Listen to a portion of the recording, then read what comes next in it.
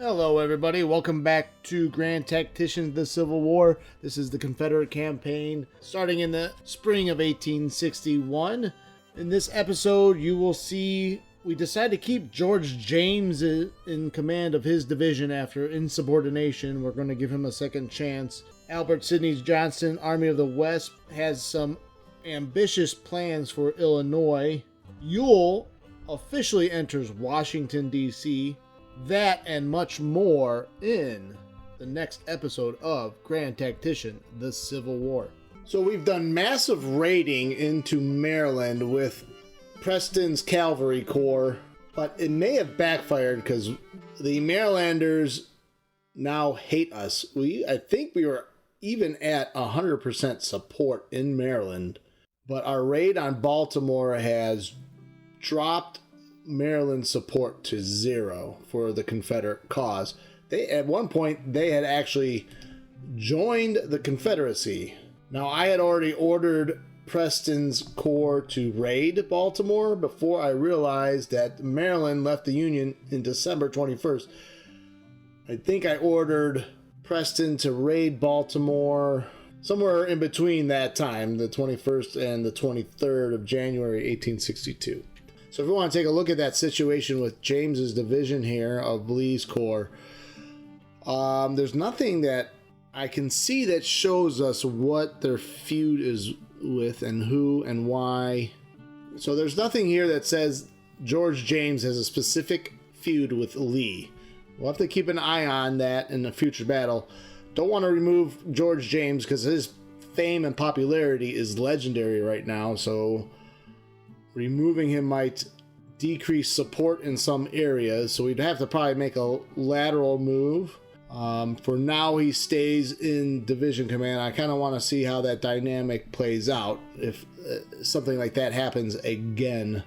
We are going to look at the Western Theater, but before we head back over there, we need to take Preston off of raiding. We're going to switch him over to scout. Lee's readiness has suffered. They're in some bad weather, high officer casualties, which reminds me that we need to actually replace Kershaw, who was wounded in action. See, it looks like John P. McCown is available for service. We also have Joseph A. Walker and James G. Martin. We'll go with John P. McCown. So he's gotten promoted. He's still only a captain, though. He's nominally a colonel. We'll see how he does in battle. As you can see, and that fixes the wounded in action situation report. Status is he's entrenching. Intelligence is minimal. Good. So we haven't dislodged the defenders at Washington. I don't know if they're going to retreat out. We're trying to get Ewell's Corps to come in from the flank. We need to get his readiness up a little bit more. Looks like the Union has recaptured Hagerstown and a supply depot by Gettysburg. Porterfield is there at Harper's Ferry to guard against an invasion into the valley. I think we can safely bring up Magruder from Fredericksburg. So we'll order them to march to Culpeper. I want to kind of converge them in case the Army of the Potomac tries to march across at Harper's Ferry. Porterfield is not in good condition, though. Readiness is deficient. So we can't count on Porterfield to come to our aid in Maryland. So we either need to take Washington or make a defensive stand at Frederick. And if we can fight off the Army of Potomac and Department of Pennsylvania again, we can maybe push on towards Baltimore and Washington, because we're in a position where we may get cut off. Yeah, we are no longer drawing supplies from depots. We're going to take a look at the Western Theater. I have a strategy that I'd like to take a look at. All right, here's the Western Theater. We have a small army under Zollenkoffer, which we're going to change the name to the Army of the Missouri, not the Trans-Mississippi. I don't like that name. Alright, so changes the name to the Army of the Missouri. So he has a corps under Maxcy Gregg and Blanchard near St. Louis. Gregg. So what we want to do here is send Price's corps across the Ohio here at Shawneetown Ferry and threaten the two armies here in southern Illinois. So they'll make a crossing, while at the same time Buckner is going to, we've already ordered Buckner to go back across at Benton Ferry. Same with Hood. So both those corps are going to come back, and then we want to converge all three corps towards Pickneyville, Illinois. Zollicoffer's role here is to order Gregg to St. Louis, and then to push towards Salem. Oh, his readiness is in the orange too. Let's take a look at Johnston's Army of Kentucky. Yeah, they are still forming. Tillman is trying to set up headquarters in Springfield. All right, why don't we do 5 times speed and watch the end of January going into the February 1862. So Albert Sidney Johnston has his corps moving. Price is on the move. He is in green readiness. Buckner and Hood in yellow, so they are able to move and make offensive movements. Glory, glory, alleluia. Mine eyes have seen the glory, battle hymn of the Republic. Howe's song raises spirits.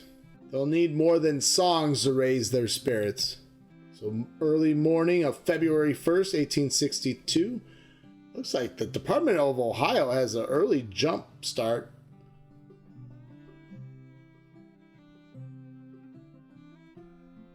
And Price's corps okay, now he's taking the river down.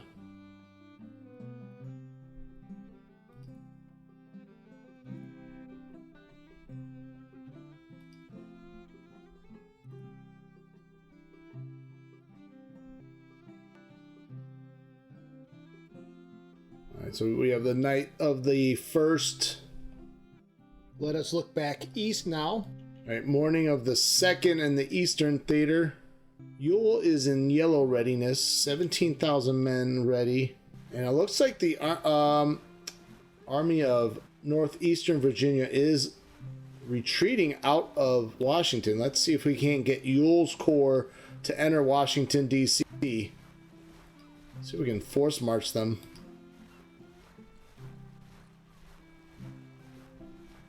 Slow movement, low readiness, minus 30%. So they're going to be sluggish moving out.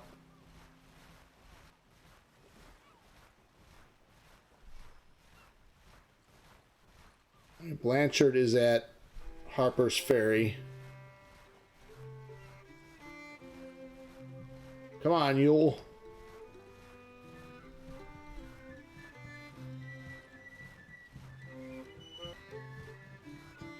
Washington falls. Union capital taken. The president flees. Northerners in shock. Confederates press on. Glory, glory, hallelujah. Oh, who gets credit for taking Washington if that's officially Lee? It looks like Ewell's too far back to have actually taken Washington. We'll say lead elements of the Army of Northern Virginia enter Washington, D.C. We will order Magruder to Alexandria. We may attach Magruder to the Army of Northern Virginia. See, the Union blockade remains strong, though. 8 blockades now. Well, yeah, now Washington, D.C. is officially blockaded. Let's see what that did to our strategic situation. Confederate slight advantage. I wonder if there's a movement of where the capital has moved to. Maybe New York?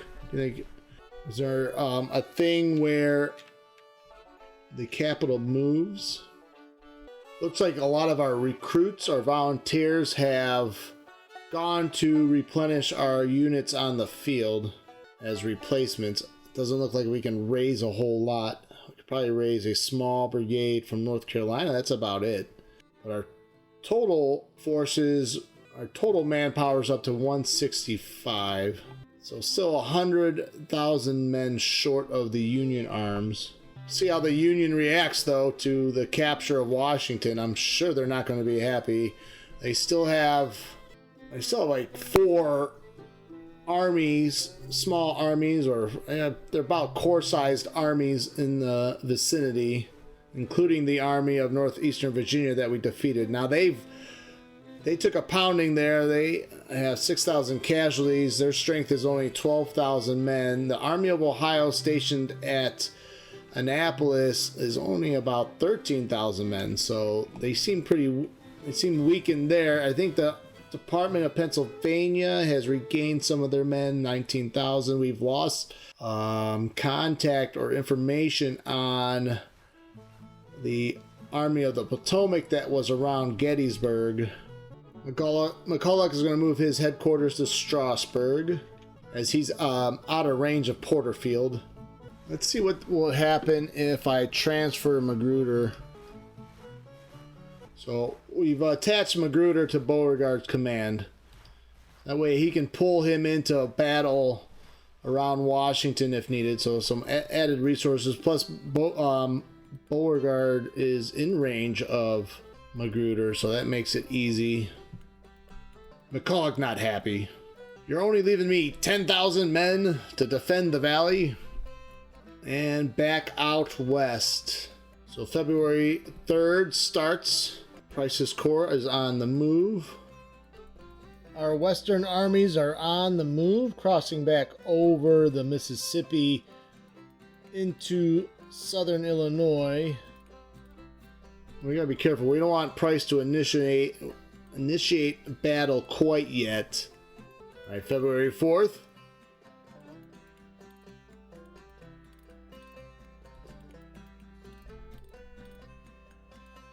Beauregard at destination and Price is at destination. Okay.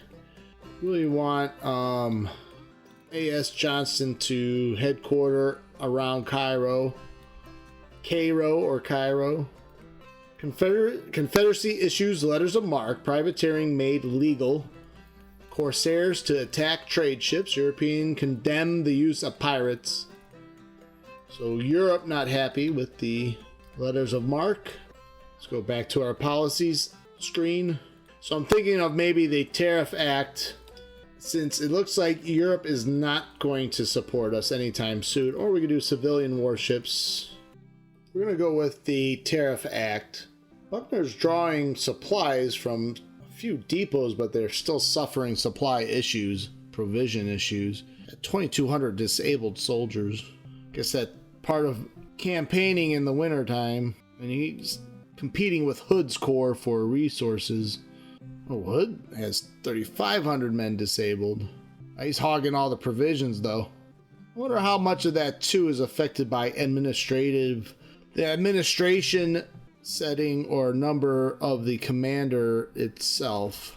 Mediocre administrator for Hood. This officer has sufficient understanding about logistics and basic needs of soldiers, but he's not very effective in organizing it. I would assume that's slightly better than Buckner, though. They're about the same. Wait, he's 2 stars. Oh, maybe he went... Oh, Buckner went down from a good administrator to mediocre. We've lost contact with the Union Army at Pickneyville.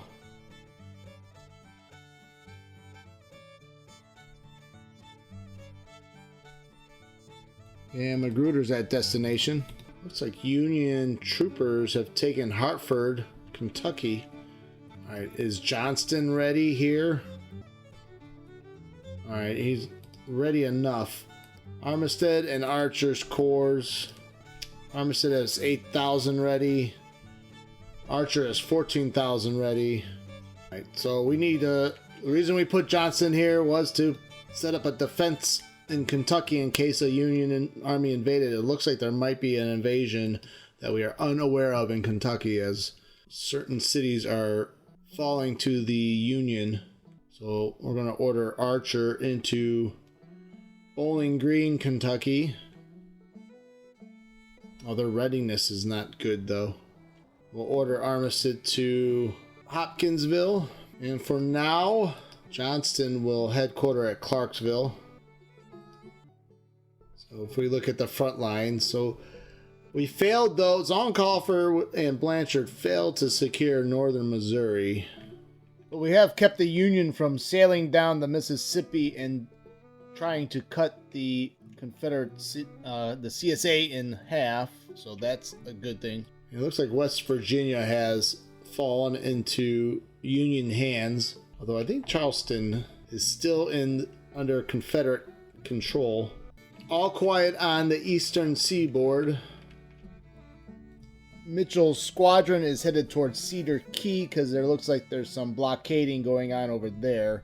So he's going to be sent to investigate that area. We'll press forward with Price's Corps towards Pickneyville. And Buckner's somewhat ready.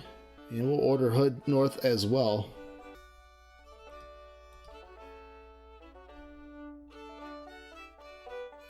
So morning of the 6th is upon us.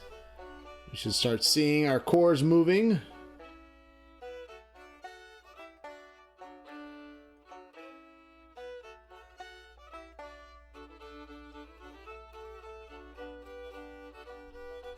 Department of the West, 27,000 strong.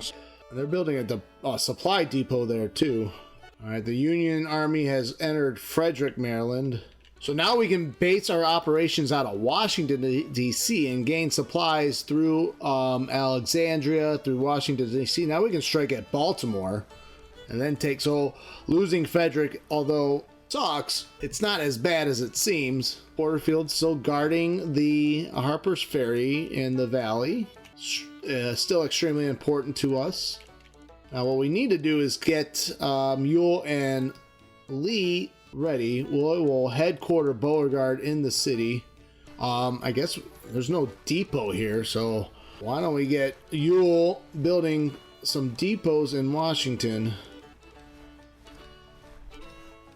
Preston is still so he's a early warning system for us. His supplies, supply ratio is 20%. Although he has enough ammunition. Intelligence very good. Condition is good. He's basically in winter quarters right now. And he's almost secured Maryland. We will also build a depot. And I think I said Preston's almost secured Maryland. I meant Baltimore, Maryland. So 19 days to construct. That's fine. They're going to kind of rest and refit here in Washington, D.C. Lee is going to be ordered to take a defensive stance. Are we able to recruit any more men for Magruder? Some West Virginia volunteers are ready to join the cause. We can get 1,500 man brigade. Although we keep gaining manpower, so we can't recruit new units, but our units on the field are gaining in strength. So the size of each unit that's already on the field are growing in size. So Beauregard's total command of about 62,000 men right now. As we approach the morning of February 7th.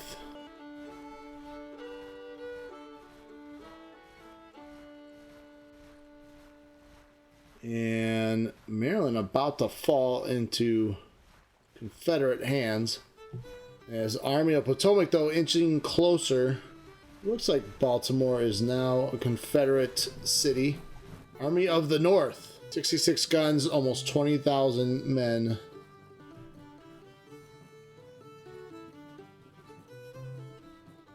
Price is at destination. Preston is low on supplies. Is he able to construct a depot? I don't think he can.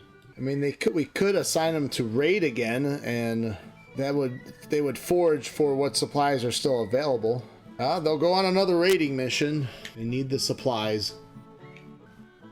And it looks like the Department of Pennsylvania and the Army of the Potomac are moving towards Washington. It looks like the Union, it looks like they might be trying to retake retake Washington, but they're suffering skirmishing and casualties as a front line here in between Baltimore and Washington and Frederick. So Army stance and readiness are going to be really important here because of all the skirmishing that was just occurring. You can see the Union Army stance is defensive, and I believe Lee's Corps is not ready enough to engage, and I think I had him set at defensive here as he's in winter quarters. Let us check back west again. So Department of Ohio and Department of the West. Now Price's Corps will be suffering from supplies. But it looks like the two Union armies around Pickneyville are in defensive stances and entrenching. So they may not be moving for an offensive. Those little comb-like brackets around the Union armies indicate that they are entrenching. So we estimate about 28,000 men almost in the Department of the West, plus another 24,000. So with Johnston's full size, though, we should be able to bring a force of about 66,000 men. Zollenkoffer has to keep an eye on this Army of the Northwest, though. So making a move behind the two armies in Pickneyville. So making a move behind the Union force at Pickneyville might be challenging with the Army of the Northwest in our faces and of greater size. The best we can probably do right now is just make sure St. Louis stays Confederate. How is Tillman doing? Still on his way.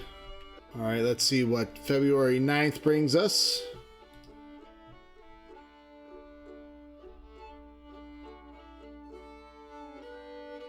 As A.S. Johnston is maybe looking for a fight. Lee's Corps preparing siege. Hold up. What siege? I've engaged the enemy Department of Pennsylvania, fielding approximately 20,000 men. I am preparing a defensive line to hold my ground. Okay. My pickets report the enemy is deploying to defend and preparing field works. There's light exchange of musketry along the lines with light casualties. I will hold until advised otherwise. If readiness is high enough, leave the safety of the entrenchments to attack in an attempt to carry the enemy works in an open field battle. So since both Lee and the Department of Pennsylvania were set on defensive stance, they have set up siege. Can Ewell do anything about the besieged? Auto-resolve assault. Order the commander to assault and attempt to carry the enemy works. So I feel like we're both in defensive stances. Is there like trench lines being formed between the two armies?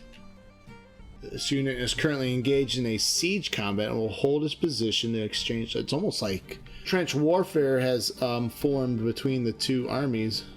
Is Preston improving his supply situation through raiding? Doesn't look like it.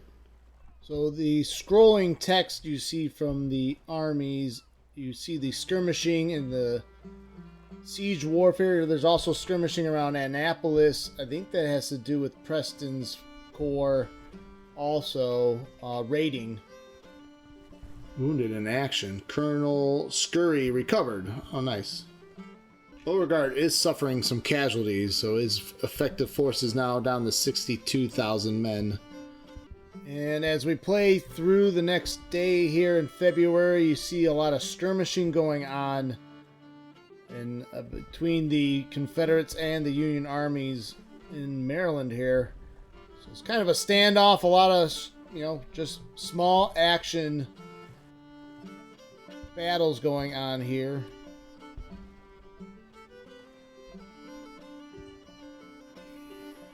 I guess we could assault, huh? If readiness is high enough, leave. So if we assault, we should have gained the reinforcements of Ewell. Because right now we are looking at a 43% chance of victory. And we must assume the Union has slightly better guns than us. But we have quite a few of our own. 44 guns. Lee only has 38, so he is outgunned on an army-to-army basis, or corps-to-corps basis. See if Albert Sidney Johnston can engage the Department of the West. And before we resolve the siege in Maryland, it looks like we're going to have battle here. And it looks like we will. And without reinforcements for the Union Army. So we've able to converge all of our corps of the Army of the West, including Price, for a combined army of 65,000 against William Harney's Department of the West of about 27,000 men. I wonder if they're going to do that rear guard action again. Battle of Pickneyville, Illinois, February 11th. After initial skirmishing and maneuvers, the opposing armies are deploying for battle. Confederacy field, 67,000 men. Union fields, 28,000 men. Hey, if you've made it this far, please do me a favor and hit that like button. Leave a comment or subscribe.